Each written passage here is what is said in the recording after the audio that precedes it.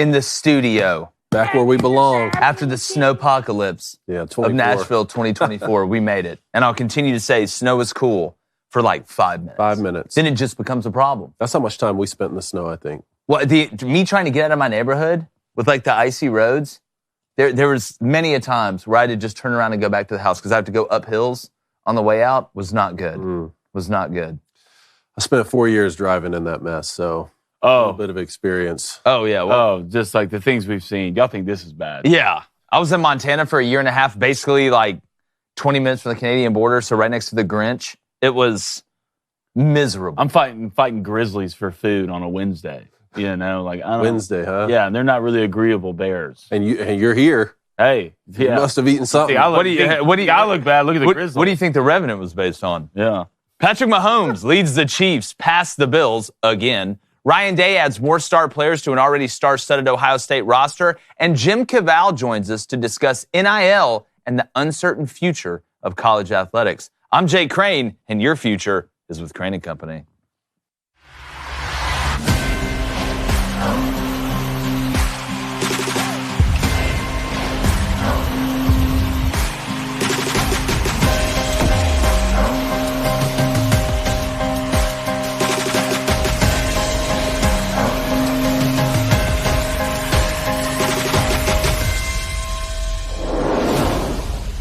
Now, when it comes to the Buffalo Bills, once again, losing to Patrick Mahomes, a.k.a. Pennywise, and the Kansas City Chiefs, it's become pretty evidently clear that we know who the Buffalo Bills really are. We all grew up with them. We saw them in high school. We saw them in college. They're just bad test takers. It's just a real thing. Doesn't matter how they got to the point of taking the big test. They're going to fail it, especially when Kansas City comes calling, whether that be on the road or whether that be at home. Right? You can prepare, and the Bills did. You can have the talent, and the Bills do. You can even have all the loyalty and the support possible, which makes Buffalo, to me, the most college-like atmosphere in the NFL, which is an advantage. But when you show up to take the test, you can never pass it. It doesn't matter the circumstance.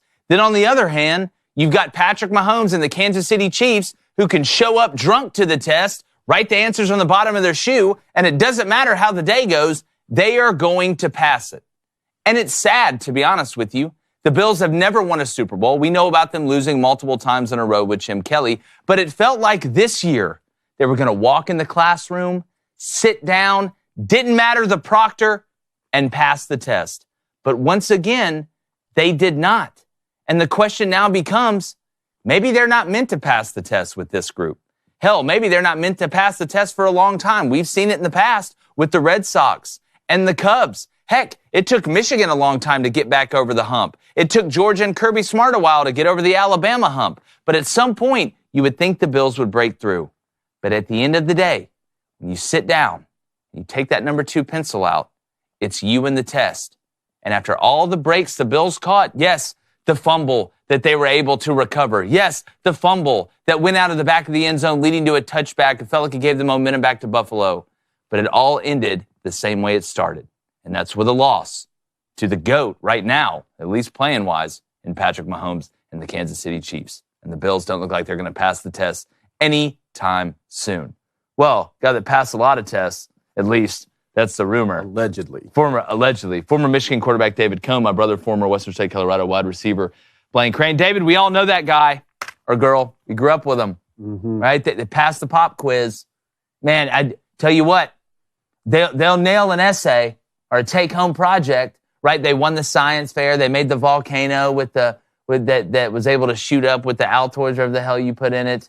But it just seems like whatever the Bills do, if they struggle in the regular season and take the GOAT path, as I mentioned on Will Kane, lift your shield, SDLTs, or it's a smooth regular season and they get to the point to face Patrick Mahomes, they just can't pass the test, man. Maybe they were never meant to do it. I like that analogy as someone who still shakes a little bit when I see a Scantron getting passed out in front of people. We don't say that word. I don't say that word. I don't say that word since I got done with Talk about PTSD. First of all, what a game.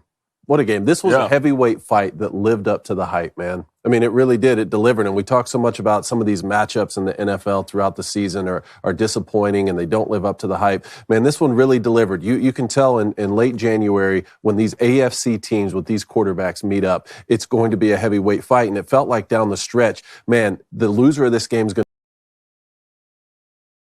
And that didn't happen. I mean, look, Josh balled. You got to give him his props. He really showed up. He put on the Superman cape. But to me, the difference was the Kansas City Chiefs role players. I mean, take Patrick Mahomes out of it and his greatness. Even Travis Kelce having his best game of the season, 2 touchdowns. Take him out of it. Isaiah Pacheco, 97 yards on the ground and a touchdown. Clyde Edwards-Helaire comes in, has one of the biggest plays of the game. Marquez Valdez-Scantling, when's the last time you've seen him catch a big-time catch throughout the season? He had multiple yesterday, one even with one hand. It was the role players and then a Steve Spagnolo defense makes adjustments at halftimes to give up 7 points to the Buffalo Bills in the second half. That was the difference to me. And I tell you, as exciting as this one was, this Chiefs-Baltimore Ravens matchup is going to be every bit the billing too. Look, it's becoming evidently clear, if it wasn't already, that it seems like Josh Allen is just a CPU character in a game that revolves around Patrick Mahomes. He's just one of the guys you've oh no, he's NPC? He's NPC. He's NPC. And the saddest part is, I have no dog in this fight, but I was actively rooting for the Bills. Not because I hate Patrick Mahomes or Kansas City. I wanted to see the Bills finally get over the hump in a year where they struggled early, overcame adversity, were able to find a way to host Patrick Mahomes and the Chiefs. And when you look at the Chiefs roster around, you really felt like this was going to be the year. But, Blaine, when you look at the way the game went, Josh Allen was good. Right? I thought Patrick made some plays.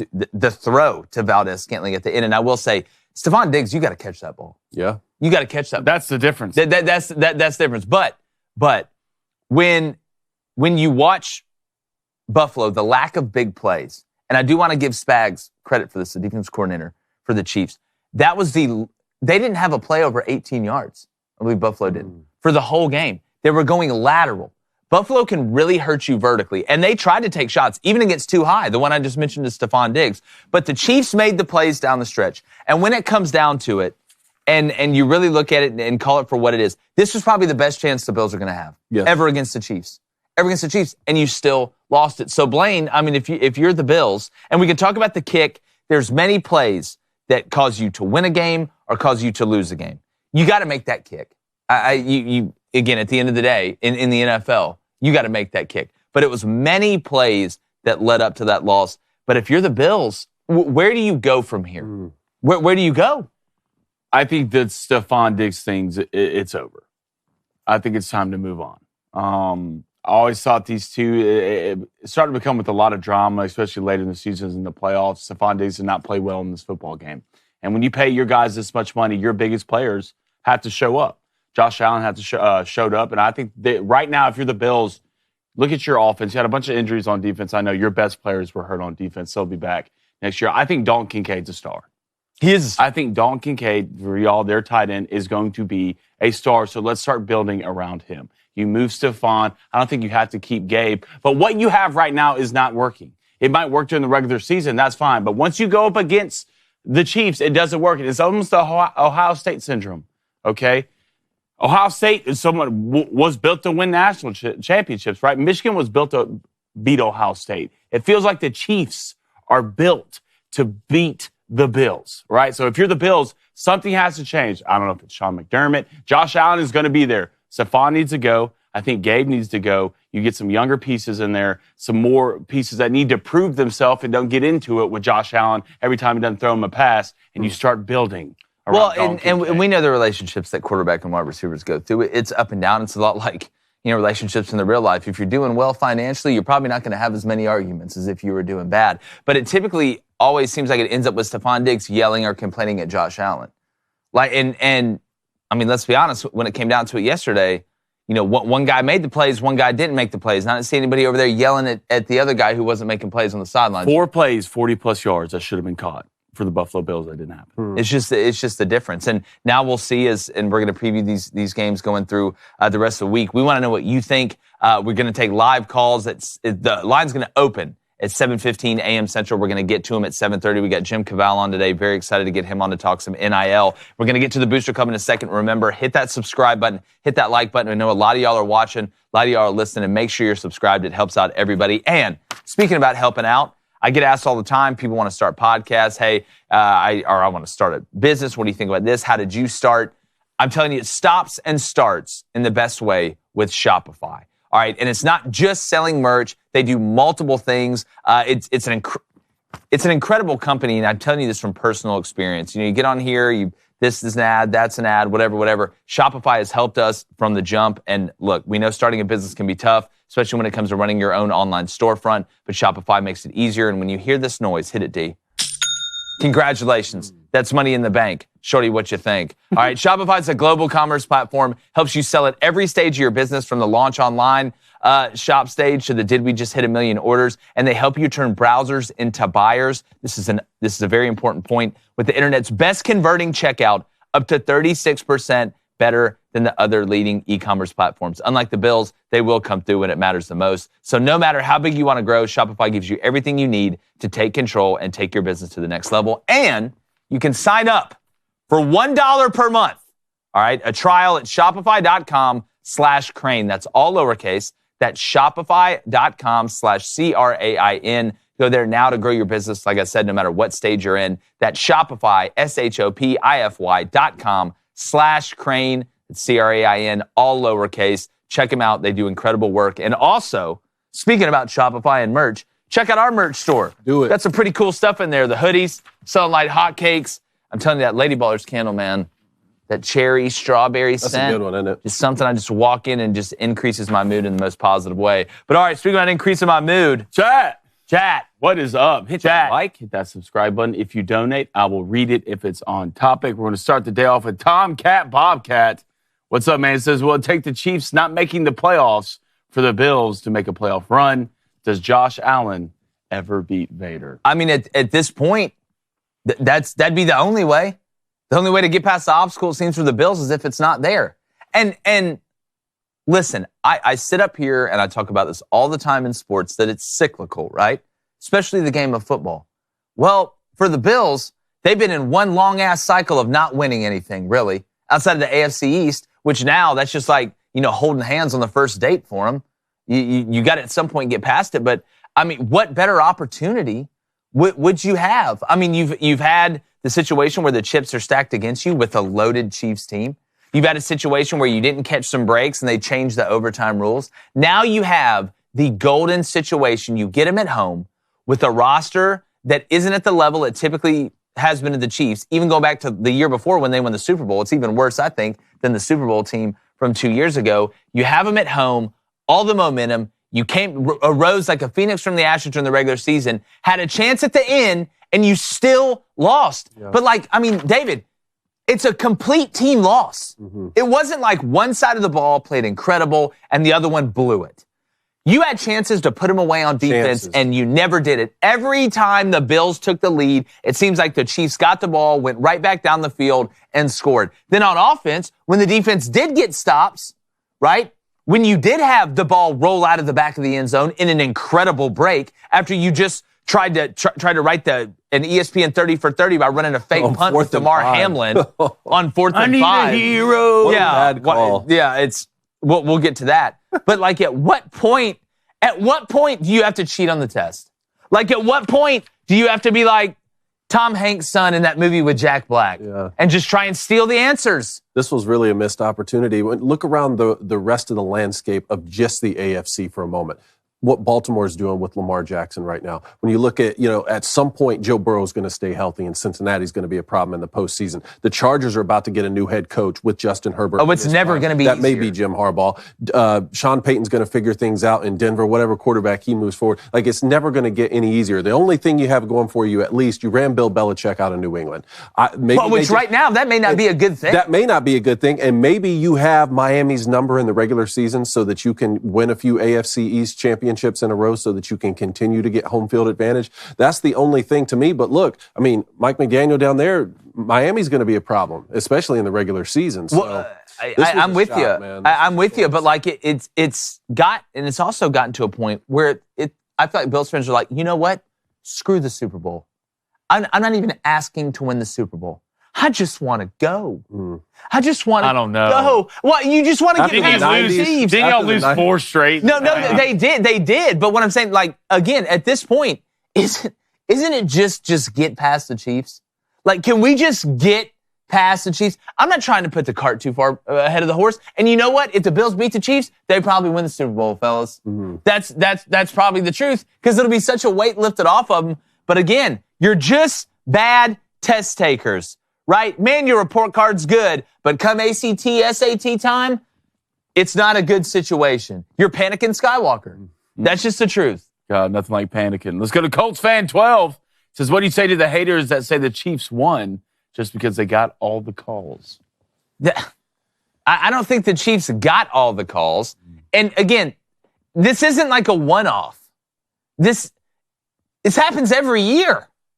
It really does in the NFL. Like the Bills will lose to the Chiefs in the playoff any way possible. What is Murphy's Law, right? Is what can go wrong will go wrong. Yep. Like it's almost in that realm of we need to put it like Isaac Newton's theory of gravity, whatever. We need to put it right next to that because it's just factual. But I'm not going to sit here and say, oh, the officials gave it to the Chiefs. The Bills had many opportunities to win that game. They've had many opportunities in the past to win the game, and they haven't done it. You know, it's like I say, if I want to hear excuses, I'll interview prisoners. And the biggest call of that game was the fumble at the goal line because the Chiefs can put the game away. And that got overturned. And that got overturned in favor of the Bills. And that was a close call. I mean, that could have gone. Which I think was a right way. call. It was a right call. I think it was the right call. Sure. So I don't know. I mean, look, I don't think they lost because of officiating when you score 7 points in the second half. Yeah, I don't think officiating had anything to do with you leaving Travis Kelce wide open. Yeah, I didn't see that official right when Tyler Bass kicked it. It was like, miss it! Also, Jason Kelce stole the show. Dude. Jason Kelce's up there. I would. Yeah, I'm just, you know, we're running out. We have 2 guys left to save us. 2 guys left. Taylor Swift? 2 guys left. I don't think y'all really know what's going to happen if the Chiefs win the Super Bowl. We're done. We're cooked. They're going to have a big party and we're cooked. Okay? It's over with. Tony Romo's, every time Travis Kelce catches the ball, they cut to Taylor Swift. He's like a little girl in high school going to tell her friends that Trisha didn't make the cheerleading team. There's a little fan. And it's Taylor Swift out there like, I'm just trying to watch the game. All right, look, Jim Nance, Tony Romo, and Tracy Wolfson, that's an elite trio right there. No, that's fine, but Tony, chill out. Does that have to be every time? Like, every time you mention Travis, Taylor Swift's up there playing a guitar. Yeah, no, she was writing songs. It is funny, though, because, like, Tony, I enjoy watching Tony because, like, if you listen to the background, like, even when he's not the one that's doing, like, the play-by-play, technically, he's still calling out what's going to happen. And, you know, Jim Nance is like, all right, well, Josh Allen lines up the shotgun. Tony Romo's like, run! It's a run! Yeah. It's a run! It's like Luke Kuechly. Yeah. Let's go to Beard and Base. He says, what do you think the Bills need to do and pick in the draft? Do you think they need to take D-line or more weapons for Josh Allen? Well, I always go back to, if you're going to stop the Chiefs, you have to find a way to limit Patrick Mahomes, right? So you would think, hey, keep adding on defense. Right now, we'll see what happens with Stephon Diggs, but it seems like they do that every year. And it seems like just somebody gets hurt. Like the Bills do have horrible injury luck on defense, if we're going to be honest. But I think you keep building it.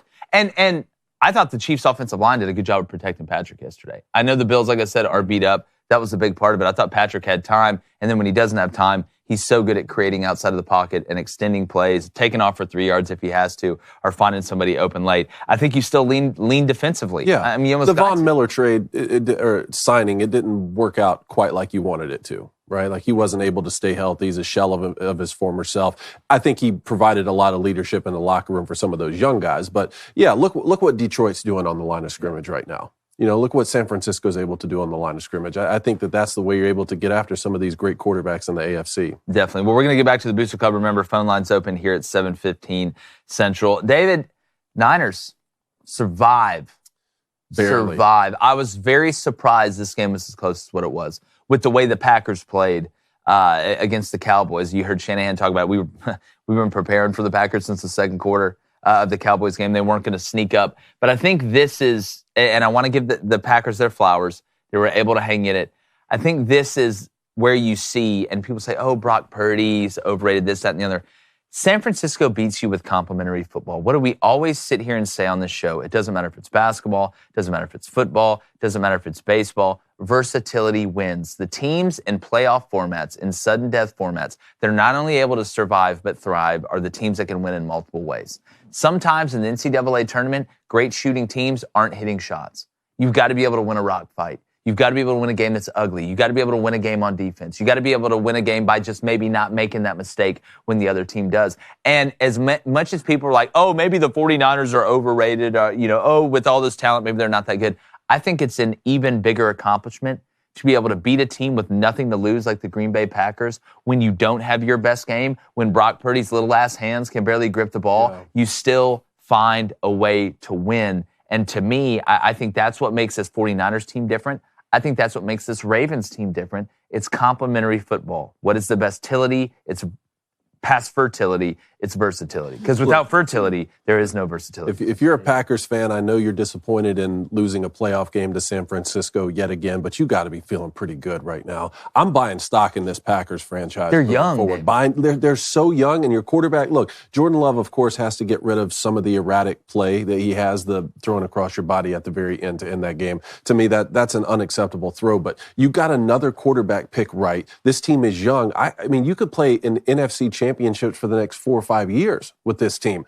So I don't know. I feel really good about what Green Bay was able to accomplish this year, and not just had this team on the ropes. I mean, they had San Francisco beat. A lot of questions to me with Brock Purdy moving forward. Like, is he capable of going toe to toe with some of these quarterbacks that we've just mentioned for the last 20 minutes and actually winning a football game? I know that their roster, they have the best roster in the NFL, but even on the defensive side of the football, a lot of questions, man. I mean, Chase Young isn't playing quite as we expected when he came over. Bosa, comes and goes at times. I mean, Fred Warner's the anchor of the defense. I'm just starting to feel like this matchup with Detroit, like maybe this is a Lions team of destiny situation and they can get by San Francisco. Well, I mean, your guy Jared Goff, I mean, that was a heck of a win, by the Lions. And I hated to see Baker lose. It's hard not to root for Baker. Even Dan Campbell was talking about it.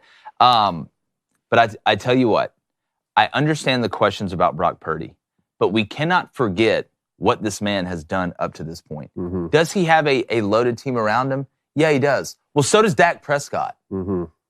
He's overcome all the odds by just starting a game. And Brock Purdy is never going to be the most athletic, superstar, highlight, playmaking guy. But I do think he makes a lot of the right plays. He is not Tom Brady. He is not going to be Tom Brady. But what was one of Tom Brady's biggest strengths? He would take what's there. And when you have a team around you, like Brock does, when you have a run game and a guy with Christian McCaffrey and that tight end room and what they have outside, I think Brock Purdy realizes he doesn't have to overextend himself to try and be a Patrick Mahomes. The question now becomes, is that enough if Brock isn't this super elite Lamar Jackson type quarterback that can do crazy things to win a Super Bowl? I say yes, because I can't sit here on one hand say most of the good teams are the teams that don't lose games. Right? And sit here and be like, well, Brock Purdy makes all these mistakes. He really doesn't. Like, I know it's not the sexiest, it's not the flashiest, but I mean, the man has gone from Mr. Irrelevant, to a quarterback that we're trying to put up in the top shelf with everybody else because he keeps giving himself these opportunities. What happens if he goes and makes good on it? What happens if the 49ers do win the Super Bowl this year? Like, you now look at Brock Purdy in the category of, I hate the term game manager, but a guy that was able to get through the hard times with a good team around him. He's not the only quarterback that has a really good team around him. I mean, look, the dude wins. At the end of the day, I mean, he wins the game. And it's not like he had to win this job now. It's not like Brock's the only guy that had... No, they didn't want him to win. Yeah. He had to win it against all odds. It's not like Brock was the only guy out there and they just had to throw him out there, just to do it. Brock won this job. And they win football games. And this Packers team was a damn good football team. Mm-hmm. And kind of a bad matchup for the 49ers. When they were hot. They were hot late. And they were trending up for sure. Like, tough run defense, really good in the secondary. And Jordan Love, I've been wrong about a lot of things in my life. And there's two things that have stuck out to me lately that I've been wrong about more than a lot. And that's Jordan Love and Kyle Hamilton. Those two. Jordan Love's going to be a star. Like, I can already tell you right now, and I was hard on the kid coming out. I didn't think he was going to be what he is now. But the kid looks cool. He looks calm. He's collected. He doesn't look like the situation was ever too big. He's got that dog in him. Christian Watson, young. Jaden Reed, young. Tucker Kraft at tight end, young. Jair Alexander at cornerback. Musgrave. Musgrave. You have young pieces around. The Packers are going to be a problem. But right now, the more I look at the 49ers-Lions matchup, the more I like the Lions. Yeah. I really do. Because if you're going to beat this 49ers team, you have to run it at them. You have to run at – it's hard to beat this 49ers team sideline to sideline. They're extremely fast with Fred Warner, Greenlaw at linebacker. It's really tough to outrun these guys. But if you run right at them, that's where their weakness is. Speaking of the Lions and speaking about being wrong, like I said, I try to be as right as possible, and I'm always going to tell you guys what I think. Man, I was wrong about the Lions taking Jahmyr Gibbs that early. Man, what a great pick. What a great pick. Because in some circumstances, taking a running back that early, if you didn't have around that running back what you needed, would be overreaching, in my opinion. But I could not have been more wrong about them taking Jahmyr Gibbs at 12.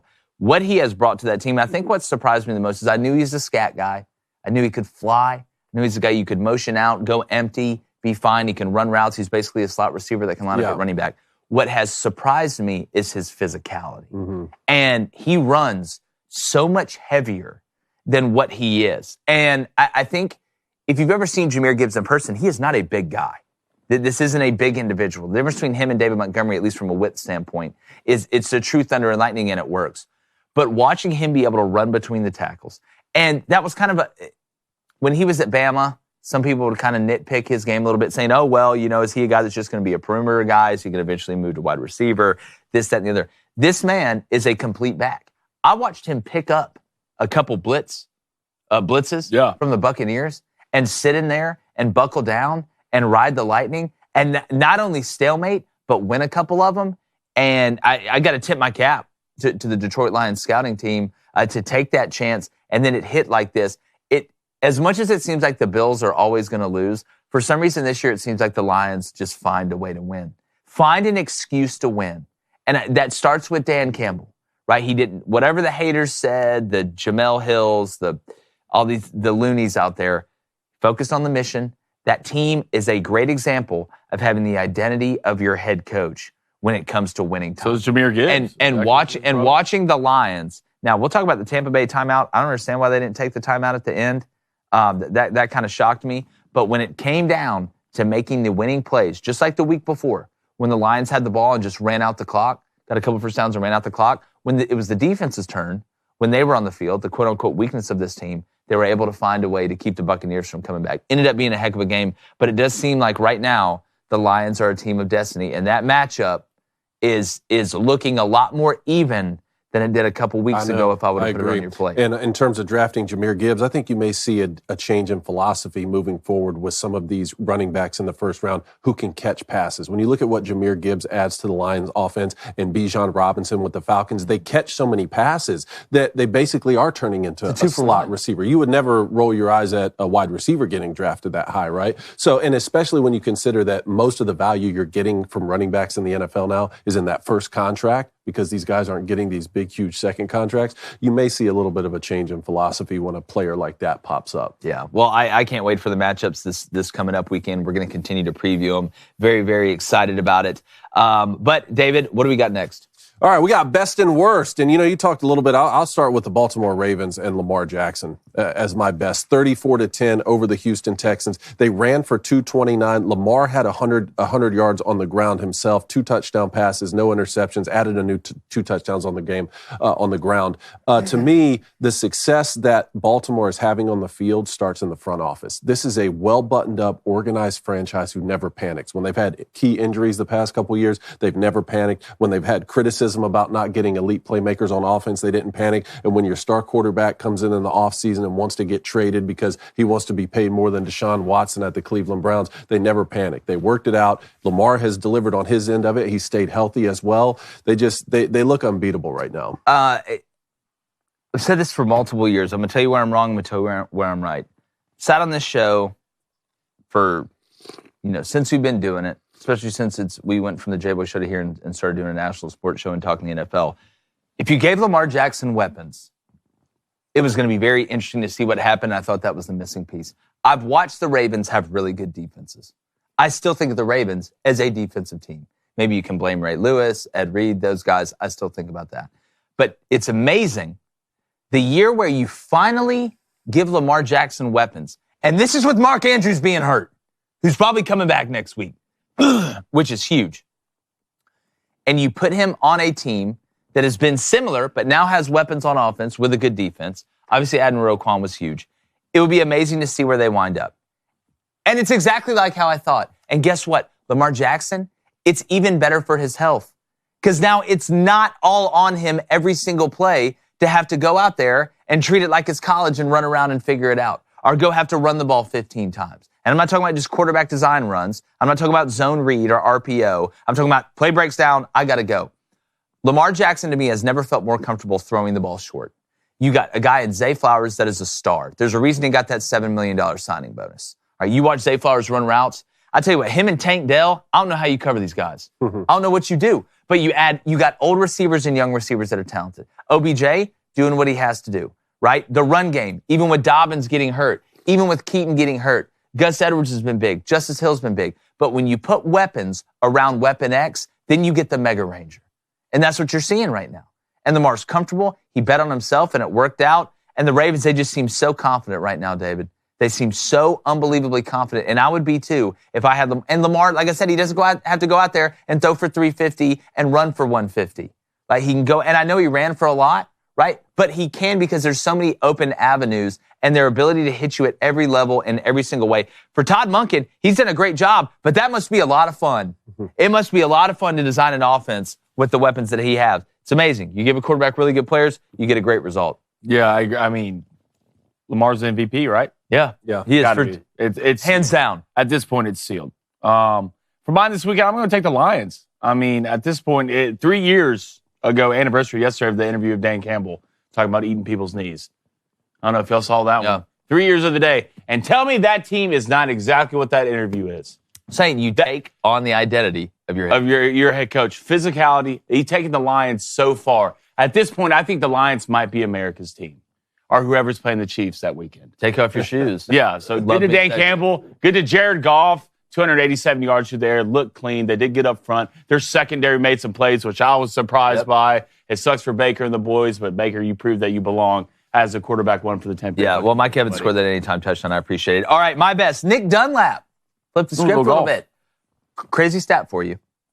The last time, all right, an amateur won a PGA event was 1991. The last time the Detroit Lions were in the NFC Championship game was 1991. Team of destiny. Seeing the Matrix here? Let's go. See, we live in the Matrix. Huge win for him from Alabama. Coming on tour, it's amazing. I mean, they're turning into just a golf powerhouse. Already have been, but was watching him and Justin Thomas walk up on the fairway the other day. Just an incredible accomplishment. Saw him getting emotional at the end. Another star being born on the tour, and the young talent that keeps getting pumped into the PGA Tour. Just like every other sport where the training gets better, the science gets better, the physical therapy gets better, the golfing is good. They're getting better. And apparently now, not to take anybody's thunder, you can be a dude and win LPGA. Oh, well, that's a perfect segue. Thank you. To my worst of the weekend. Just dudes playing golf. Dudes playing golf, but in this case, playing against the women. Haley Davidson, I believe, is this guy's name. Just playing against the women, out there, just hitting drives further, won this tournament, and now has a chance to make the LPGA Tour after winning this event. Yeah, exactly. I get the letters mixed up. But the LPGA, they voted on this in 2010 to let guys play on the tour. So then lose. Lose. You'll never. You did it. Well, you did this. You know what's funny? Like, do you remember the time, like, we used to have a joke, like, you go out and play golf, and you don't hit the ball past the women's tees. You got to pull your pants down. Like that was a joke that every guy told, because, like, the thought, it's like when you play a scramble. But that guy really did it. Yeah. He lived that joke. He lived that joke. You never do it. Oh boy, did it! Like when you the same joke every time you leave a putt short. Does your husband play? Yeah. Like, he says yes. Pull your skirt up. Like just guys. Is he allowed to pee in the Think about it. Well, like hey, think about it though. Think about it though. When you play in these scrambles, sometimes, like the fourth person, a team will have a girl because they can hit from the women's tees, and it's an advantage in the scramble if you have a woman that can bomb it, right? But can you imagine being a guy a guy and going, I wonder if the Haley Davidson is ever driving his car and just thinks himself on the way to the golf course, like, I'm really about to hit a driver off the women's tee. Like, you should be Happy Gilmore. Well, he's pulling up this ZZ Top Charger to the LPGA. No, like, I saw, it's like, he hit like a 3-wood from like 265 out. Like, can you imagine the girls playing with him? They're like, I think I'm going to lay up. No, it's like, I'm going for it. Move! Like, what? Like, Give me the driver. Like, I bet, you know who's like, I bet Vegas is just like. I will bet. I actually almost hope that if the LPGA is going to vote to let this happen, that's fine. I want to see the odds on the first tournament. There's no way. You know, like, as it's crazy sad, as this though. is, crazy, I was going to say the same thing. Like, as crazy and sad as this is, you know what that means now. We have no choice but to make Lady Ballers 2. Lady Ballers 2. Lady Ballers 2. She's got drive. There you go. What did you say earlier? Is that a T in your pocket? Yeah, Lady Ballers 2. Is that a T in your pocket? That's, I think, Stephen Ogden. Lady Ballers 2, this one isn't a gimme. We have to do it. Lady Ballers 2, let's get rough. Yeah. Lady Ballers 2, another mulligan. My worst for the weekend, I don't know if y'all saw this, but Caitlin Clark flopping her ass on the basketball. Yeah, but, like, come on, man. Like, you can't get... If you're going to storm the court... I want to hear nothing about LeBron show some ever athleticism. again. I want to hear nothing about LeBron ever again. Did Charles Barkley slap you yet? No, bring it, Charles. I was put a golf club in your hand. You won't come close. Yeah. Did she flop, though? I saw it in slow motion. Did she flop? I saw it in slow motion. Oh, my God. Like, after it happened, I looked over to the side of the court, and a ref had the whistle in his mouth. It was like this.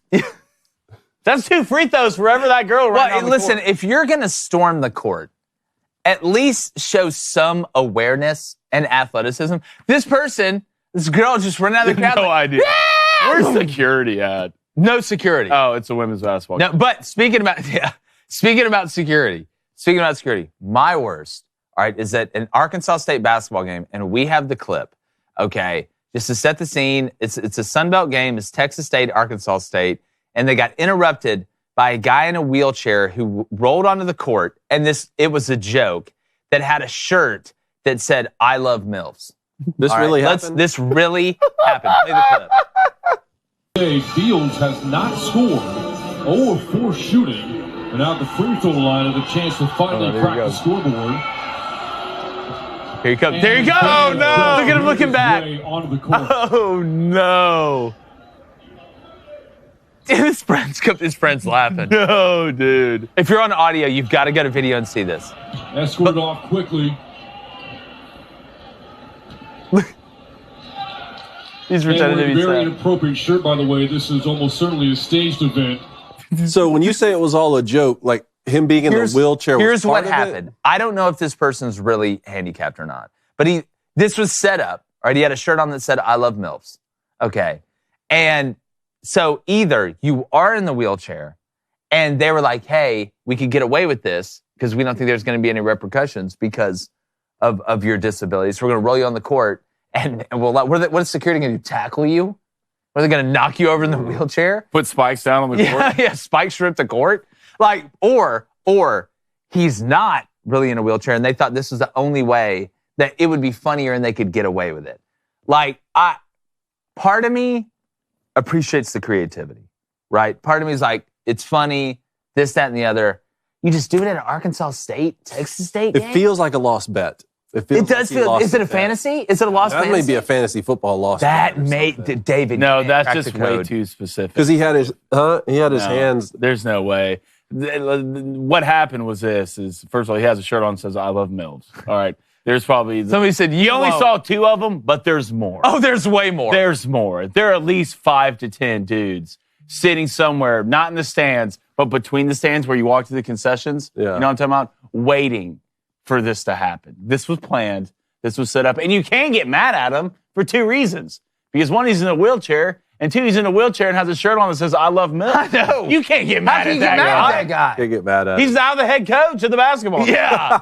It's crazy. They just won the Sun Belt, actually. Yeah, exactly. No, all right. Well, we're going to get to the Booster Club here in a second. But first, I'm going to go ahead and bring in a guy that we have a ton of respect for, a guy that has built his way up, is huge in the NIL space, has done a ton for athletes and bringing awareness to the situation. He's the founder of Influencer, and now with athletes.org is doing incredible work. Our friend, you can catch him on Feinbaum. You can catch him. Just look outside. The bat signal's in the air. You'll see him. Jim Cavale. Jim, what is up, brother? What's up, J-Boy? How you doing, man? Man, doing great. Just kind of getting back from the craziness of the NFL playoffs this weekend, but it's so great to finally get you on here. And, man, we need to get you up in studio here eventually. I know you make your way here back and forth. But, Jim, I want to start, and I know a lot of people are familiar with your background. But the question I kind of want to bring to you and something that we've been talking about, and it's been kind of forefront in the NIL space, in the ever-changing landscape of college athletics, is we hear people complain about name, image, and likeness. I believe that you should get paid for your name, image, and likeness just like I should. The question is the future, right? With what you are seeing right now, with I think I heard you talk about the $4.2 billion that athletes are looking for damages on not being involved in the media rights. Are we heading toward employment? Is that kind of where we're going in the NIL space? And do you think that's the best move? Well, the short answer is yes, we are heading towards employment. Of course, if you're on a trip, you can always take detours, right? There's always other alternatives, but there's an inevitability that, number one, gross revenue will be shared with the college athletes who help produce it.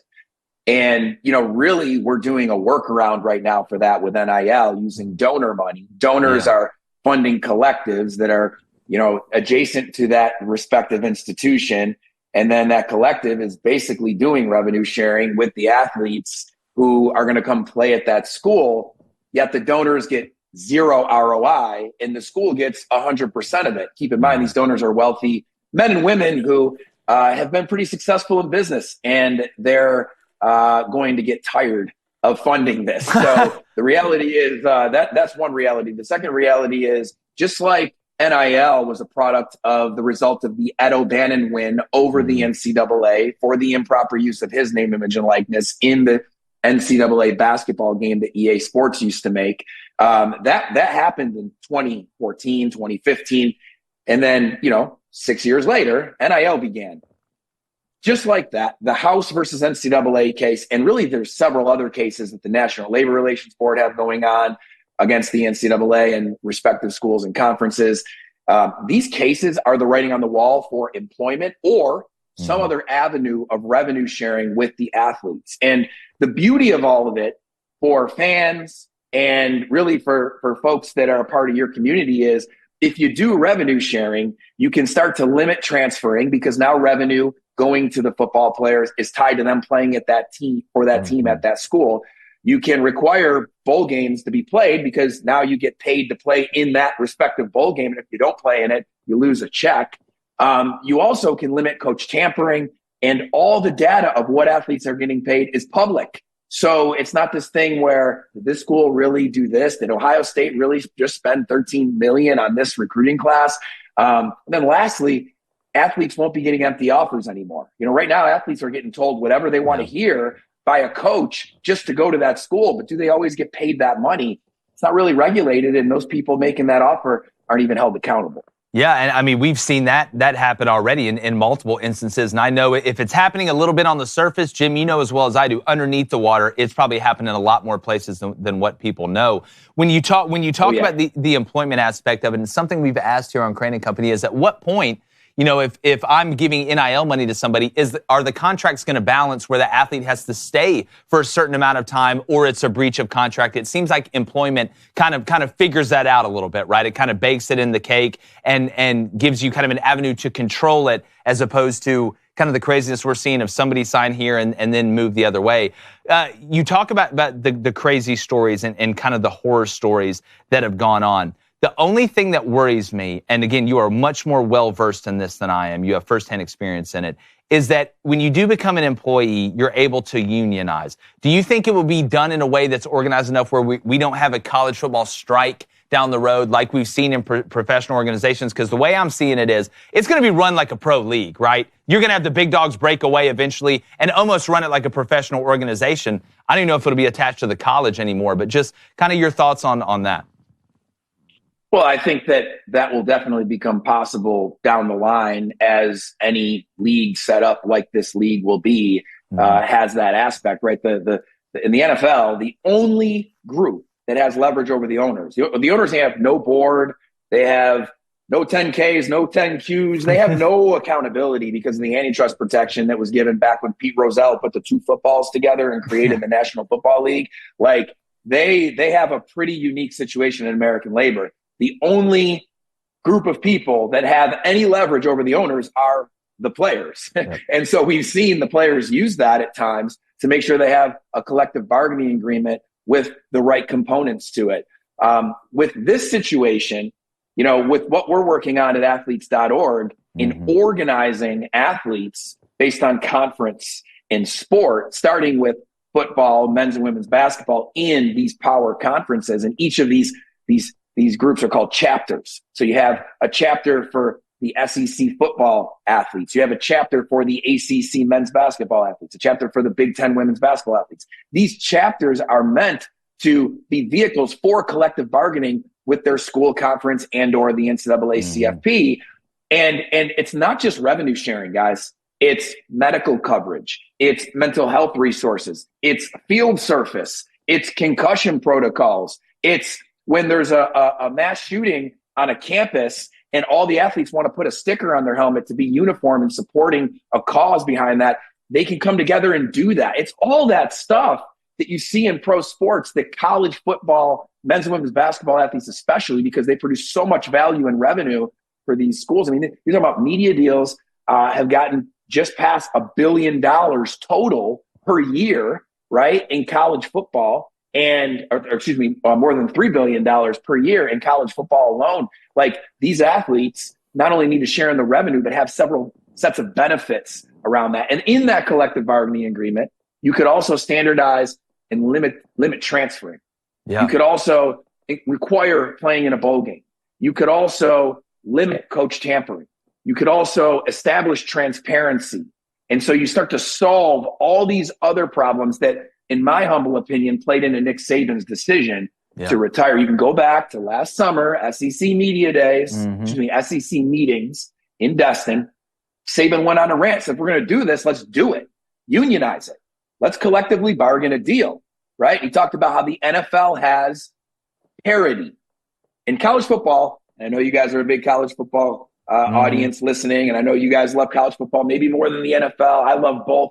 But college football gets crushed by the NFL when it comes to parity, which means they get crushed when it comes to viewership, which means they get crushed when it comes to media money. NFL does north of $12 billion a year in media money, 4 times bigger than college football. Why? Less teams, better concentration of talent. Most of the games, if not all, are single-digit spreads.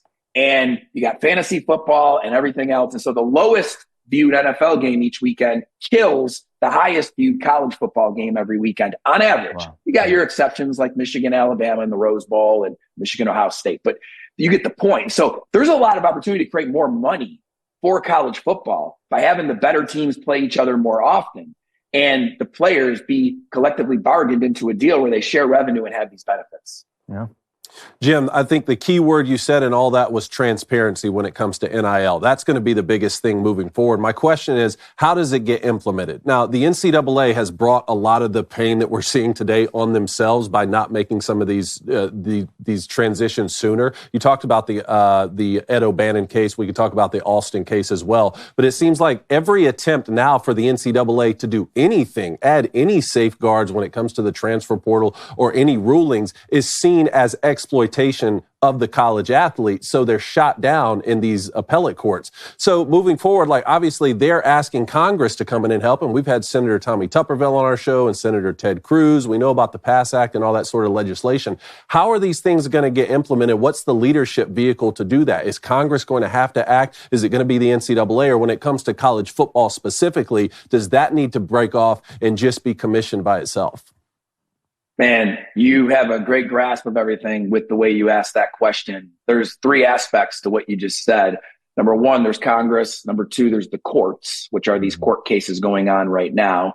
And then number 3, you have the leadership in college athletics, from Charlie Baker, the highest ranking official who's the president of the NCAA, down to the power conference commissioners and the athletic directors and coaches. But you know who's above all of them? The presidents.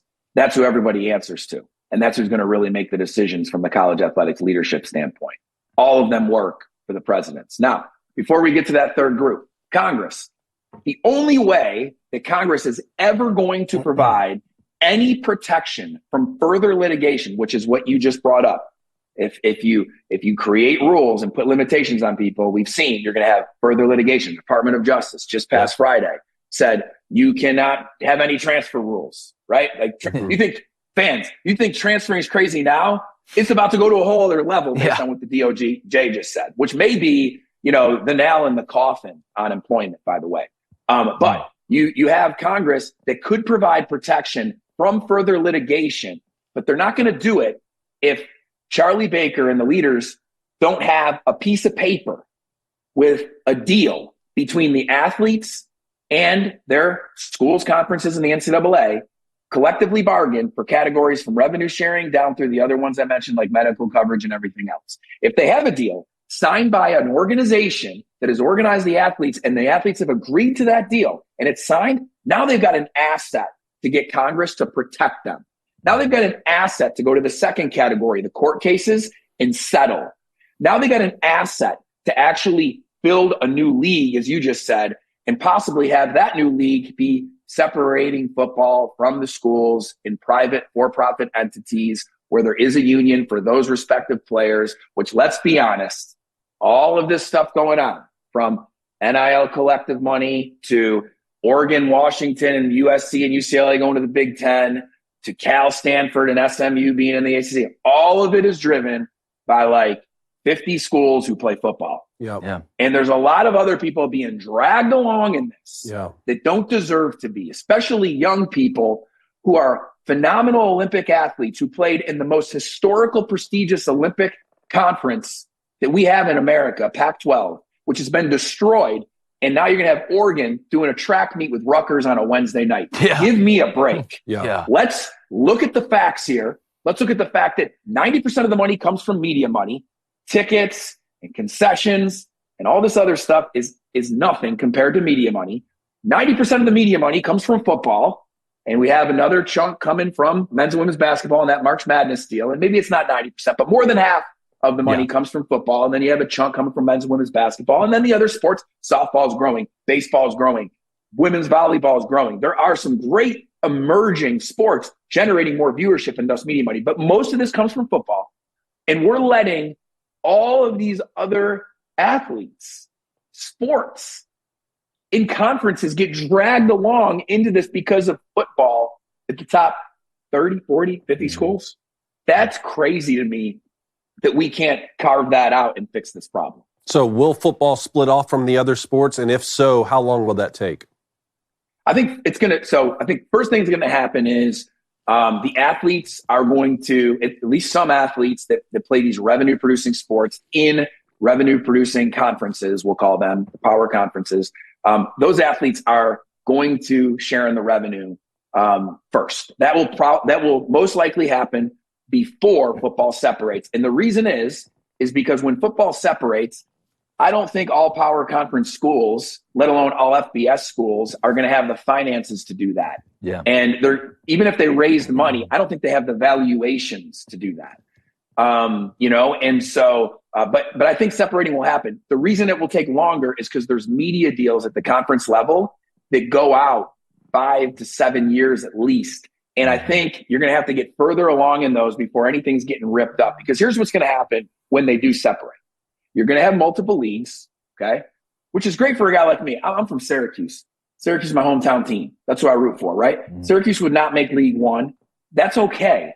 They'd make League Two, but we'd be playing to get into League One every year by winning League Two. And League One is going to be your top, I think, 30 to 40 schools. League Two is going to be your next 30 to 40 schools. And then League Three is your last 60 or so schools. A lot of people don't realize this, but at the beginning of the season, guys, I'm just going to ask this trivia question to one of you three. At the beginning of the season, this past year, 4-team college football playoff, how many teams technically had the ability to make the CFP?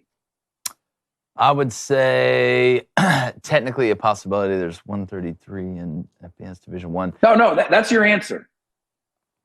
133. 133. At the beginning of the year, Coastal Carolina technically is playing again the college football play. If you go in their weight room, they got a college football playoff logo in there, and they're all working out to make the college football playoff. For 4 spots. Yeah.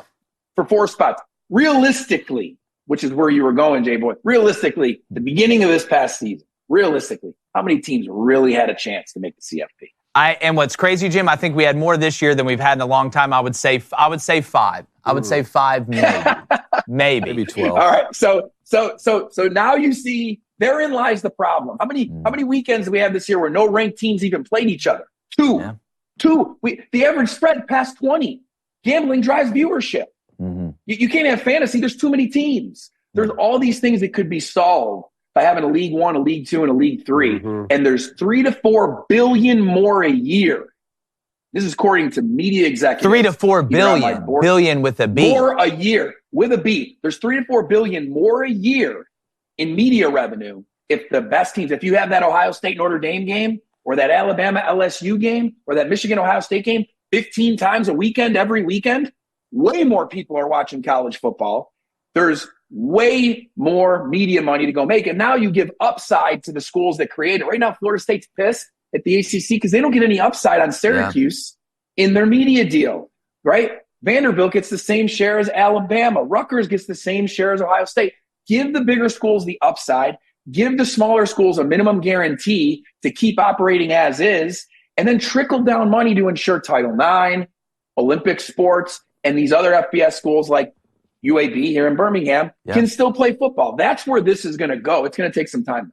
Yeah, well, in the Florida State, not only are they pissed because they're not getting the money, heck, they can't even get in the playoff after they go undefeated in the conference they're in. Jim, so are we talking like relegation here maybe? Like you have a League One, League Two, League Three? I think it's inevitable. I think, listen, I want that model, so I'm a little biased. I know that there's a lot of people working on this in the private equity and pro sports ownership space looking at this. I know that even the NFL wants to help with this. I think a lot of people know that model's worked really well in the English Premier League and Champions League, et cetera. And it could work even better here with how passionate fans are about sports. And, I said earlier, Syracuse is my hometown team. They wouldn't be in League One, but got to admit, Fran Brown. Hey, Fran's doing it. Come on now. Jim, Fran's out here doing it. I rescind that comment. Fran, keep doing what you're doing, man. I rescind that comment. But reality is whether you're in League Two or League One, what a beautiful situation. You create more parity. You give more teams a chance to compete for a championship. And you create accountability for that top league. You got to stay in there. Yeah, we put together a model too as well as how we do it. That was a lot of we did that. That's on the way back from Power Slab. Yeah, that was a lot of fun. All right, Blondier, real quick. Jim, we're going to do the chat here. We got a couple questions. We're going to start off with Rural Eagle. He wants to know: I can't fathom revenue sharing in collegiate sports in such a transient period. Do you include high schoolers in the collective bargaining too? I do think that there's a chance that revenue goes downstream into high school. I don't think high school athletes would go into a collective bargaining, except what's one thing that we've all realized doesn't mean anything anymore that high school athletes do? Commit to a school. Go to school. And commit. Why do we even have signing day?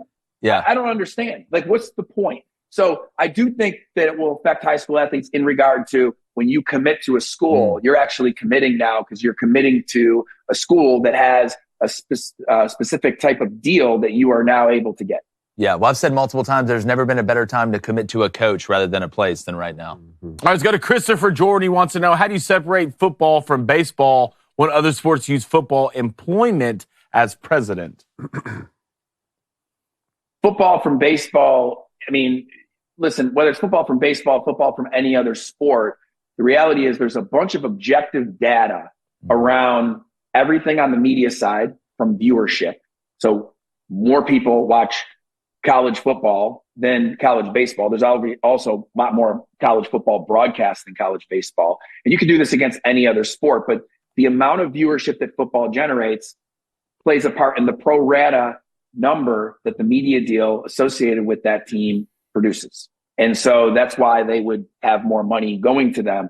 At the same time, you have a situation where the other sports might have more viewership than baseball, could be closer to football, like a men's basketball or women's basketball.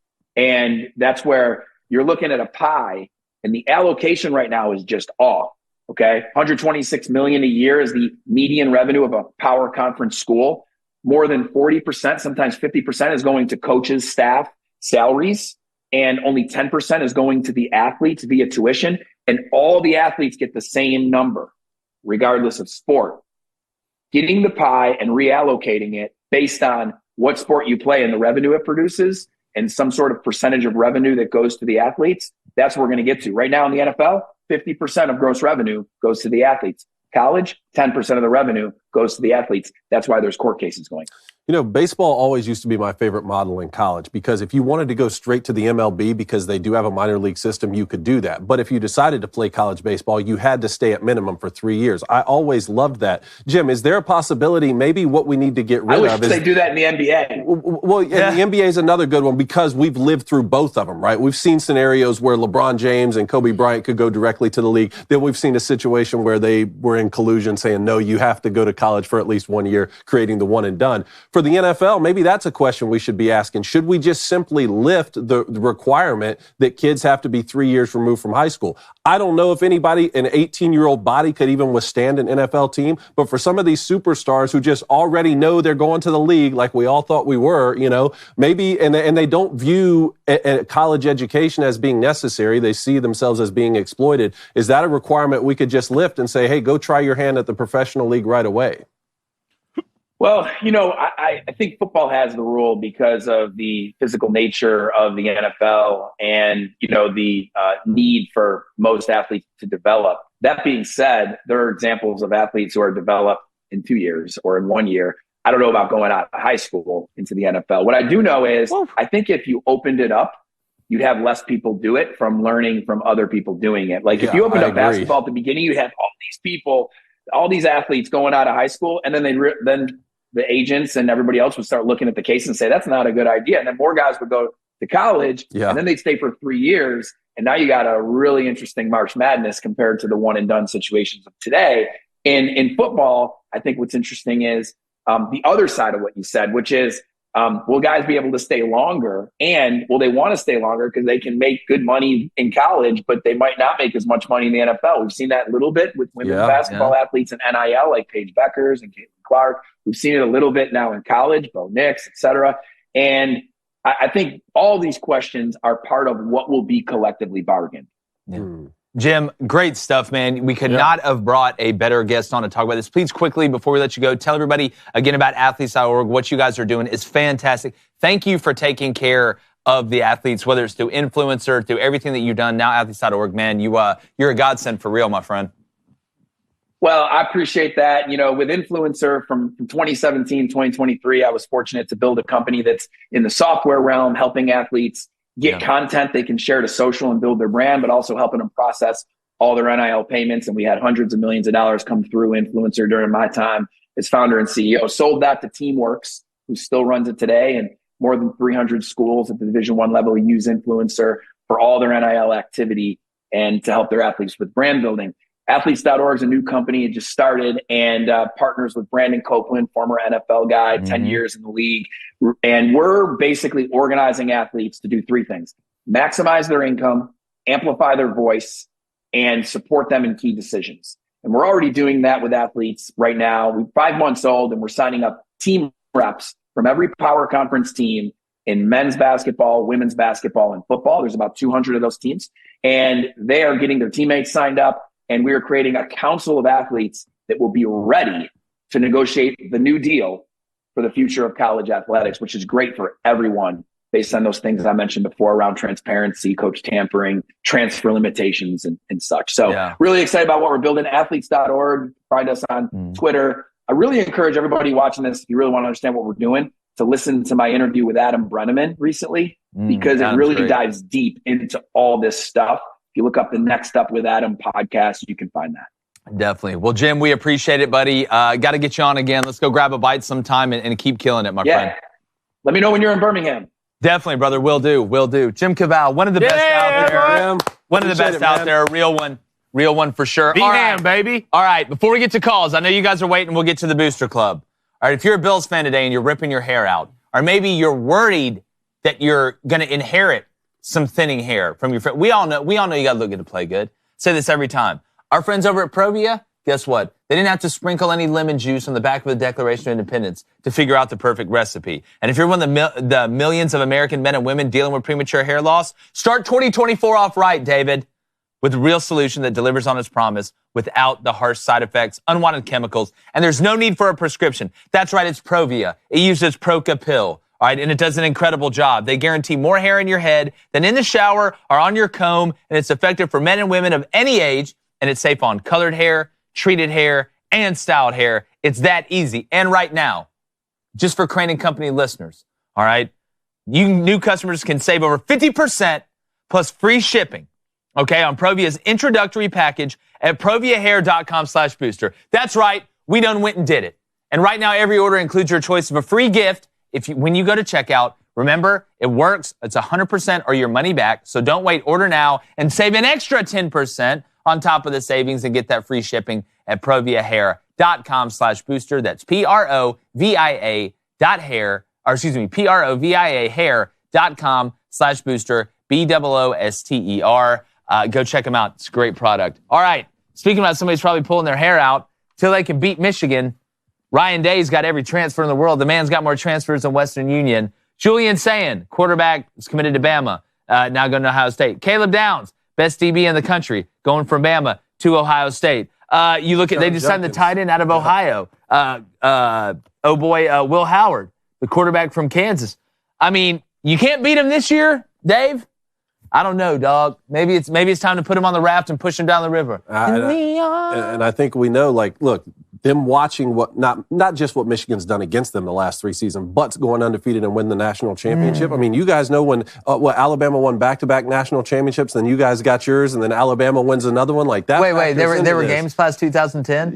I'm going to live off this season until I'm 80. Single game. Yeah. No, look, they put all their chips in a basket. The Bill O'Brien hire, I didn't quite understand so much, but again, let's throw everything at the wall and see if we can figure it out. And it's no small feat to go into the Southeastern Conference and really get what I see as the 2 best football players. When you got Quinshon Judkins, you got Caleb Downs, right, everything else that they've added. I heard they spent $13 million on this signing class. If you don't win it all this year, then what? Yeah, I don't know, man. Like, it's hard to fire a guy that's won that many games or be like, hey, maybe we should mutually. I think it depends on how the Bears do. We're going to be honest. I think it depends on how the Bears do. But, I mean, look, you got to do it in the transfer portal. We want to know what you think, too, about it. I'm going to get to the phone calls. All right, well, let's go to Josh in North Carolina. Josh, what's up? Hey, guys, what's up? What's up? What's up, dude? Well, I don't think I missed any big news, did I? No. Like over the past 2 weeks? No, nothing's happened. Nothing's happened. You guys sure took care of Bama the other night, that's for sure. Yeah, we did. But, in the words, I'm trying to think of the words to say, but Alabama fans, if you just had 5 years of mediocrity, nobody would be mad about it. And that's about all I'm going to say about it. Because I grew up when Florida was on top, and now they're in the dungeon. It would be nice if Alabama was on top and went in the dungeon. Only other team I'd want that to happen to is Georgia, and then I'd be sleeping peacefully at night, So, yeah, I mean, it would be your utopia. I don't think we'll see Bama go into the dungeon, but they may have to go, walk around with the normies for a while. It is refreshing, actually, seeing Alabama fans have to feel something again. Yeah. To actually feel what it actually feels like to be a normal college football fan. Hey, you know what? This is what it's like. You know what I was thinking would be the worst? What if you're an Alabama fan that went in a coma in like 2008 and you just woke up out of it like yesterday? So you like missed can you imagine? Would that not be the worst? Do you think that's you got a lot of tape to catch up? Like, do you think would you even believe anything? No, I'd like if I was driving home from work today and then just woke up 12 years later and they're like, Auburn won 6 national championships in football, I'd be like, all right, I don't believe you. Yeah. Or I died. Can you imagine waking up like, Bama won 6, but don't worry, Nick Saban retired yesterday. Nick Saban just retired yesterday. No. I'm like, hey, you know what? Go ahead and take me back. Yeah, it's like, can you plug me back in? God, that'd be the worst. The only other thing I got to say, I got 2 quick things. I haven't been able to congratulate David, Go Blue, on the Thank you win. I've never seen never seen my girlfriend so happy, minus the days when I said I love you. But well, you know, Okay. well, I I mean, mean, listen, that's a win for everybody involved.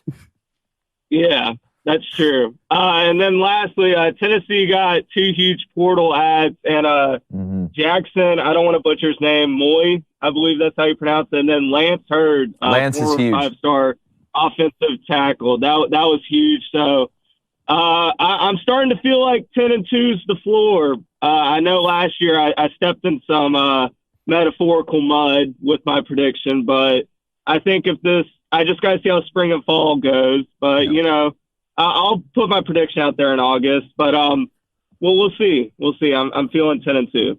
But, Listen, thanks, guys. if Nico, hey, appreciate it, Josh. If Nico can keep developing, I'm telling you, dude's a problem. Yeah. At quarterback. Good Dude's a problem. I know what they look like.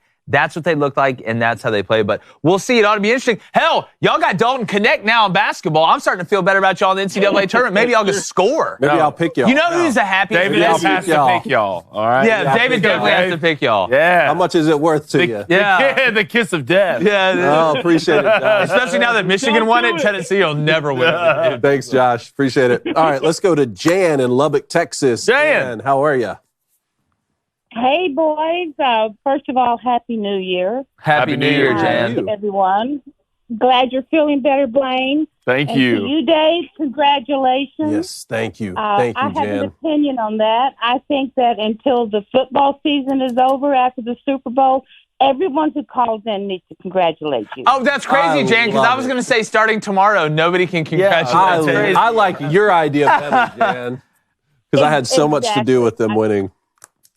Just go with it. So some quick things. First of all, you don't need to talk to Matt Walsh about this complaining about the snow in the South. Come on. I was a taxpayer in the South. I'm not going to pay for snow equipment when we get it once every 4 years. Efficiency. Just suck it up and stay at home. Exactly. And then I think that dude that you all just interviewed, he needs to be the new head of the NCAA. Oh, Jim. We ought to clip that. And send it to Jim on social. Jim Cavale, head of the NCAA, which means we definitely got a spot on the cabinet. Yeah. Oh, yeah. I want to be Department of Defense. Let me handle the money. Don't let Blaine handle the money. Don't let him handle the money. Yeah, it's like, you want to know how Enron started? That's how. How does Auburn have $200 million in NIL? Just a few quick other things. Blaine is right about, I was rooting for the Chiefs. You know, I'm a Texas Tech girl here. But I'm going to tell you something. Kelsey, come on, dude. We're not in junior high. Stop with the heart to the, I just wanted to throw up. But at any rate, that just made me ill. But at any rate, let's talk a little quick basketball. The Big 12 had 2 of the best games I've seen. Yeah, they did. I mean, the Baylor-Texas game was unbelievable.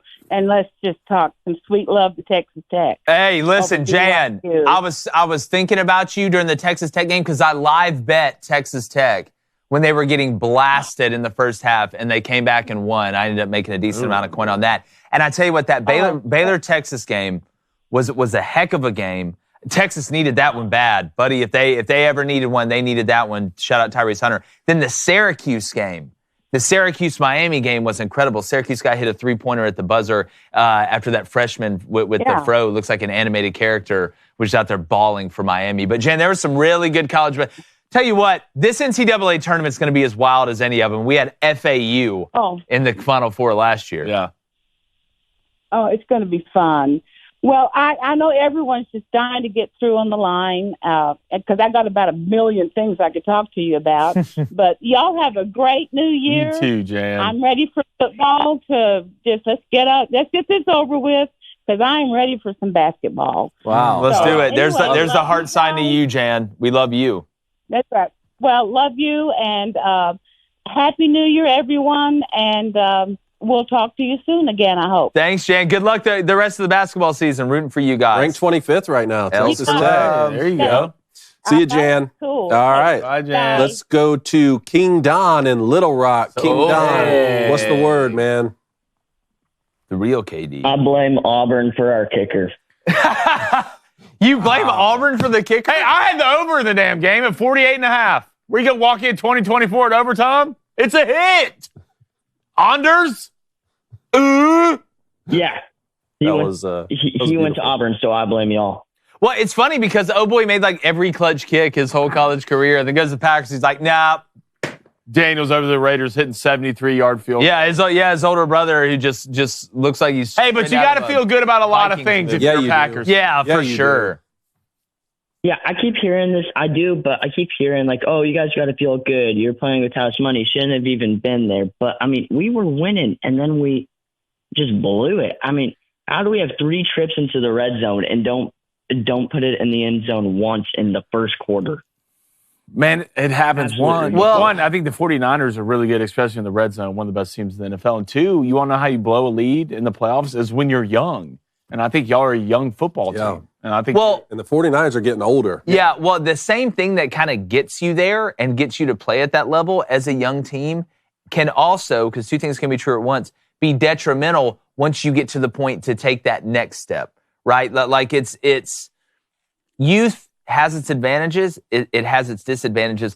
But I'm going to be honest with you, man. I think you ran into probably the most talented roster in the NFL, like pound for pound. And I think over a 4-quarter span on the road, I don't know if the Packers could have played much better. And you did catch a couple breaks, but like Blaine was saying, Jordan Love, you feel like he's certified right now. Matt LaFleur feel like he's certified right now. And when you look at like Rashawn Gary and the young guys, even Van Ness working out, a guy we kind of question that pick a little bit. Yeah. The Packers are a stock that you want to buy right now. And the best thing about the Packers is if you want to buy stock in the Packers, you can.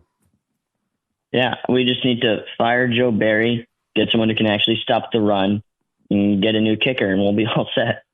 Man, see, I don't know if you need to fire anybody. Like, I'm trying to bring the band back to let's grow together. Right? Let's make mistakes. Look, it's earlier in the relationship. Like, let's make mistakes together. Right? Let's get into a little bit of trouble, figure it out, and mold and carve that statue into something beautiful. Right? I'm just telling you, I like the way the car's driving right now for the Packers. Yeah, y'all are trending up. You're right. Y'all got a pretty damn good roster. Yeah, and whether or not it's a Super Bowl roster or not, to me, will be based on whether Jordan Love takes that next step in terms of when the book's out on him in year 2 of starting. The adjustment to the adjustment. Can he adjust and sort of get rid of a little bit of that erratic play, but keep all of the great things that he was able to do this season? Yep.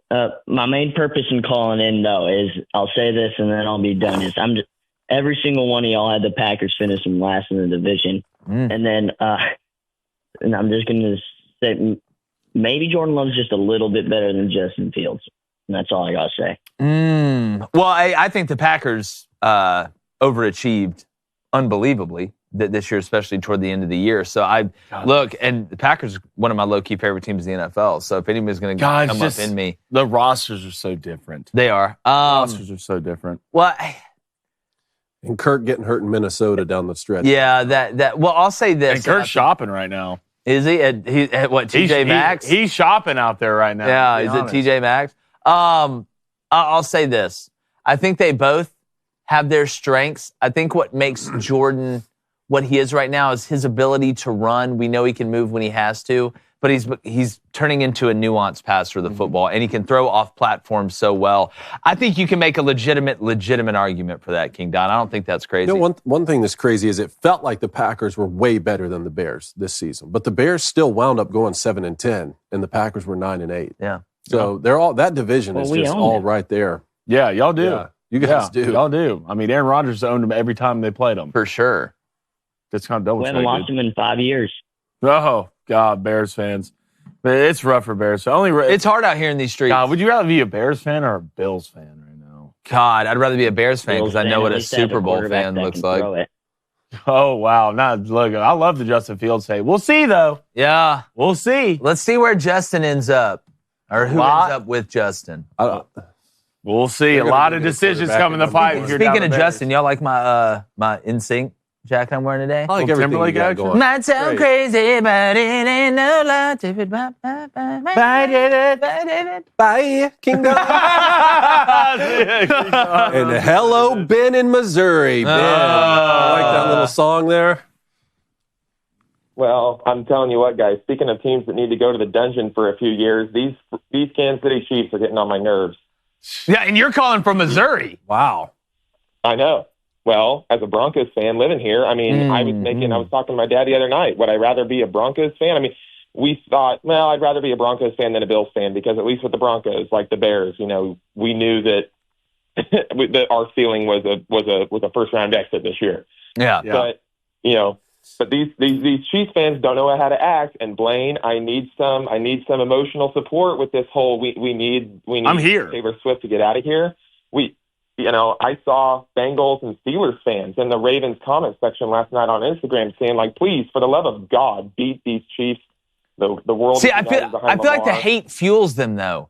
I feel like the Chiefs are one of those teams, like you know how Santa Claus and Elf, like the sleigh runs on Christmas spirit? Like, and when people don't believe, like the sleigh doesn't run, you got to go save them from those evil guys on horses in Central Park. I think the Chiefs are. I'm telling you, Patrick Mahomes is Pennywise, man. This is a scary movie. He feeds him. Oh my God, this plays right in. This plays right into my Pennywise analogy because he feeds off fear. And that makes him stronger. I'm telling you, the Chiefs feed off hate. Y'all let's bring in Taylor Swift. They'll hate us even more. The hate has never been at a higher level, and they've never overachieved this much. Stop. You know what you do? You kill them with kindness. That's what you do. You want to beat the Chiefs? You kill them with kindness and compliments. You don't fight. There'll be no fear in Baltimore. You fight it with love. No, there'll be no them. fear in Baltimore. Then that Chiefs and Bills game was a physical football game. Yeah. And playing that game and then you go walk Shakir got hit and that you're about to go play you're about to go play Mordor and the Ravens with Roquan Smith and Patrick Queen run around a linebacker. But no, I'm here for emotional support. Jake, I get what you're saying, but every time I listen to, I don't know, Chris Collinsworth or Tony Romo, Patrick Mahomes could do a toss sweep, and you'd have thought he'd be walking on water. Well, that doesn't count. See, that doesn't count. That's how they act around here. Yeah. I swear. No, look, I'm telling you, the NFL wants Taylor Swift to the for sure. They want her there. So no matter what it is, the Chiefs are going to win, unless the one shining light, the one night we have, our Jon Snow, is Lamar Jackson. Lamar is Jon Snow. Lamar, it has to be you. The MVP, the GOAT, the one who shall not be named, the destroyer of hope. Lamar, it has to be destroyer of hope. All right, nothing would be better than you beating the Chiefs than coming out with a mixtape dissing Taylor Swift. And Patrick Mahomes. Come on. And Patrick Mahomes. Hey, Ben, before you go, tell me, what do you think about the Raiders going with Antonio Pierce as their full-time head coach in the division there?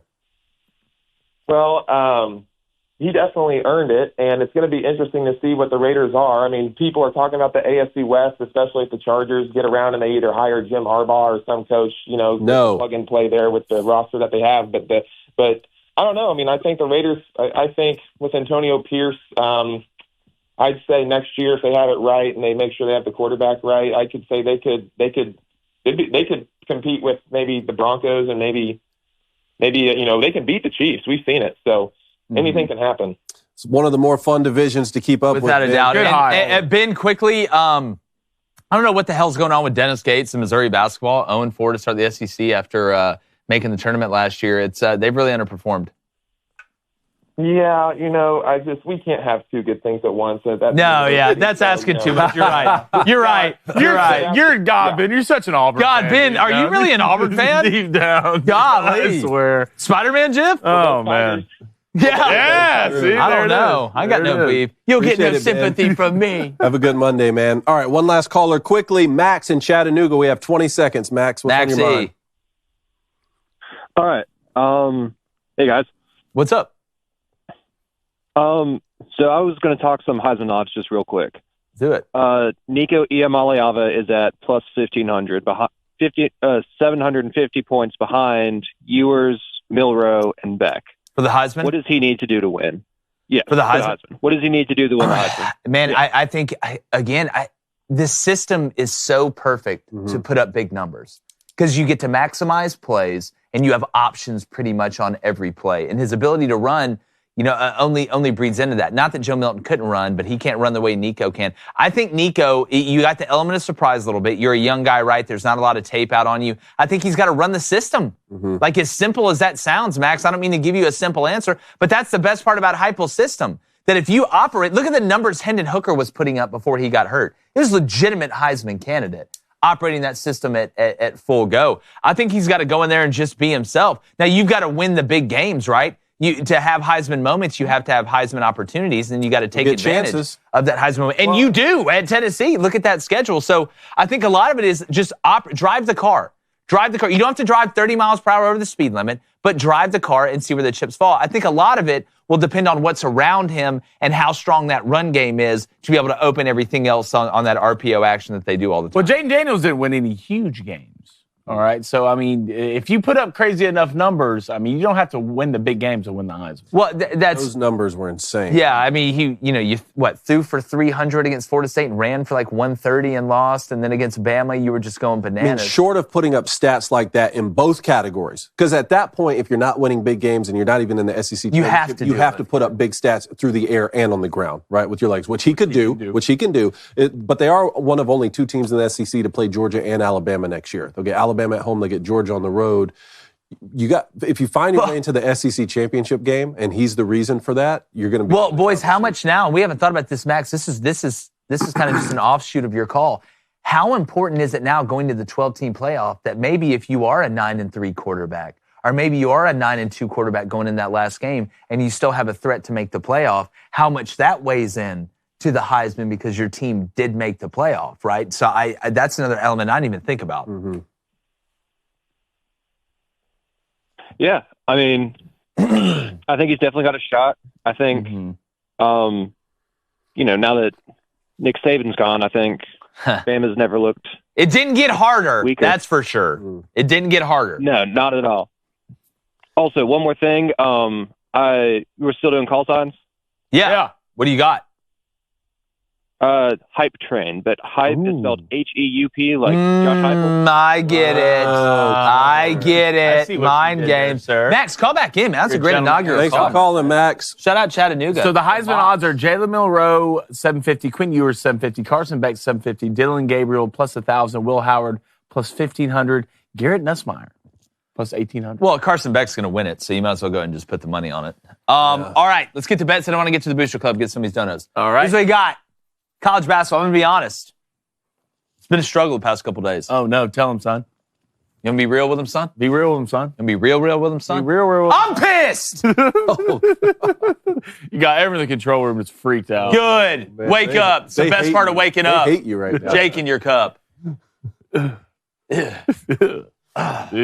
Anyways, tonight, college basketball. We're getting hot again, boys. UNC Wake Scorefest over 156. Wow. North Carolina right now. Woo!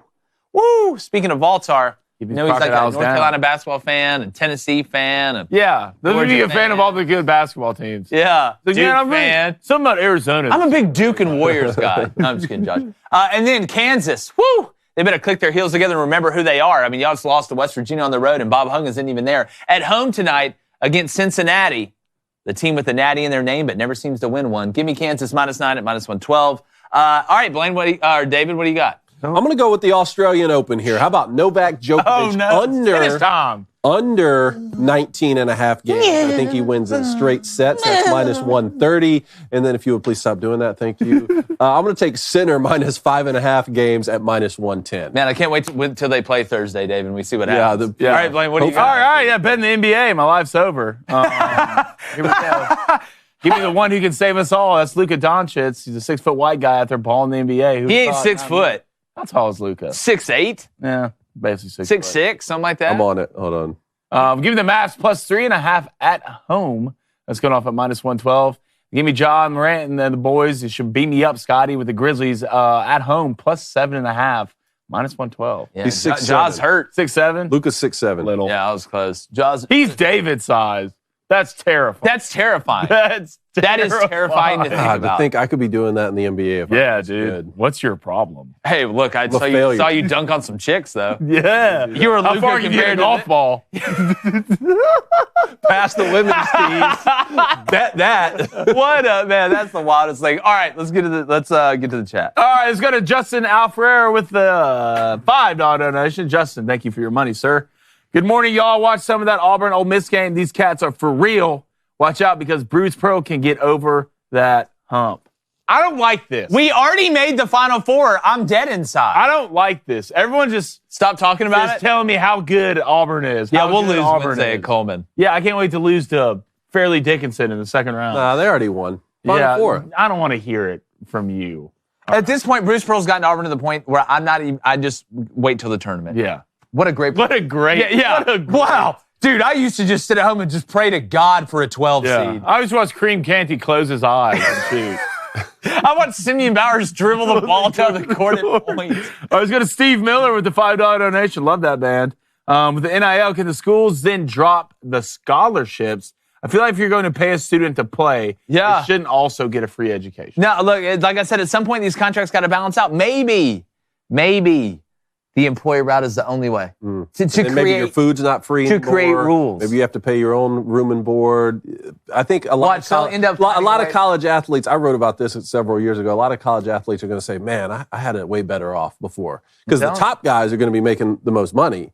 And you're going to be like, man, now I got to pay for all Y'all this going to get a great life lesson coming out of this one. Great life lesson. Just because you can do something doesn't mean you should. All right, let's go to Jack Hogan with the $5 donation. Jack, appreciate it. We need a Saturday special for the Kentucky-Auburn basketball game. Have a camera follow Cone as he sits in the jungle. We should. They don't want us to do broadcasting for the Auburn-Kentucky. Actually, no, we'd be fine. We'd be professional. We'd knock it out of the park. Yeah, it'd be great, but there'd be a lot of. Maybe we should just let the dog eat. It's like, why is Blaine getting into it with Calipari on the bench? Yeah, why is Blaine taking the ball at the court? Let's go. In a wig. Let's go to Ryan Gade with a $5 donation. # Smack Talk Monday. KU fans are the reason there are directions on shampoo bottles. Country roads. I've never heard that. That's a huge win for West Virginia. B&A Wildcat with a $5 donation. Appreciate it. He says, talk about the process teams use to make adjustments. Do the assistant coaches team up with the coordinator, or what happens to make these adjustments? It's a full team effort, and you're making adjustments throughout the game. It's not just at halftime. Halftime is really the only time you get to sit and catch your breath and go over all the things and get a full breath of what's going on. Typically, the way it works is you have people charting things throughout the game, right? You have your instinct stuff. You know what you're looking at. Guys are designated to look in certain spots on every play. So you're getting information and feedback. How many times did they go this personnel? What coverage do we get? Are they doing something different than what we thought? Are they doing exactly what we thought? So the process is just like any other process. You have the head coach at halftime, get quickly together with the DC, OC, special teams coordinator. This. The players kind of separate offense, defense. You get your orange and your Gatorade and all that stuff. Then you go through the feedback that you're getting, how you want to adjust to it, things that are working, things that aren't working, things that you've used, things that you haven't used, and then you break off DCs with the defensive staff, then they go talk to the players. Offensive coordinators with the offensive staff, then they go talk to the players, then the coach talks to the team, or coach talks to the full team at halftime. That's at least how we did it, how most of the times we did it. I guess some head coaches just let them go in there and talk however, but that's a short version of the process. I was going to Binks Majinks with a $5 donation. He says, how about my Pitt Panthers getting the dub in Cameron? H2P. Ain't nobody safe in college basketball. Nobody's safe. Nobody's safe anymore. By the way, did you see that thing that Kentucky got eligible? That 7'2" Vakaitis, who comes in 7'2", bangs 3 threes in a row and does a behind the back pass to a 3-point. They only got better. It's a problem. All right, let's go to Heartbroken Hog with a $2 donation. He says, Mahomes isn't Pennywise. He's Jason. He's unkillable. Look at picture of Patrick Mahomes, then look at Pennywise, then look at picture of Patrick Mahomes, then look at Jason. And it took those kids 40 years to kill Pennywise, but he was alive for like 300 years. Let's go to Jan B with a $12 donation. Jan B! Did y'all see Caitlin Clark do a LeBron James flop? Yeah, that was Blaine's word. Yeah, she flopped. Yeah, but still, get off don't, if you're going to run on the court, be athletic. All right, last donation of the day, $2 donation. Broken Devil Dog says, come on, fellas, let's talk about those Lions. Oh, we did. I believe we did. All right, that's all the donations for today. I believe. Yep, got that. Let's get to the poll. Oh. Who will win the Super Bowl? Lions, 49ers, Choffs, Ravens. Raisins? The Choffs and the Raisins? The Choffs? I'm going to say they said the Ravens because they're just Hansel Give me your top World's two. hot right now. I'm going to say Ravens, they said 41%. Niners, 32%. I think they said Ravens and 49ers as well. How about 40% and 38%? Okay. Ravens, 38%. Lions, 27. Wow. So we're 49ers, 17%. I'm telling you, everybody 18%. Everybody just laying back on the Niners because it wasn't exactly just fruit roll-ups and rainbows against the Packers. I'm telling y'all right now, this man Brock Purdy, just stay asleep. He's going to mess around and win it. But we appreciate you guys. Appreciate Jim Cavale. So happy to be back in the studio. Yeah. Going to be back live again tomorrow. We got some great guests this week. Going to be talking everything NFL, college hoops, college football. It never ends, especially with the transfer portal. Who knows what's going to happen with Jim Harbaugh, but we're excited to see it. We appreciate you guys. Hit that subscribe button. And like the Bills season, once again, in the playoffs against the Chiefs, we're going. This one isn't eliminated. It's a... Ooh! Average. Gone. Average. That was an incredible throw and an even better catch.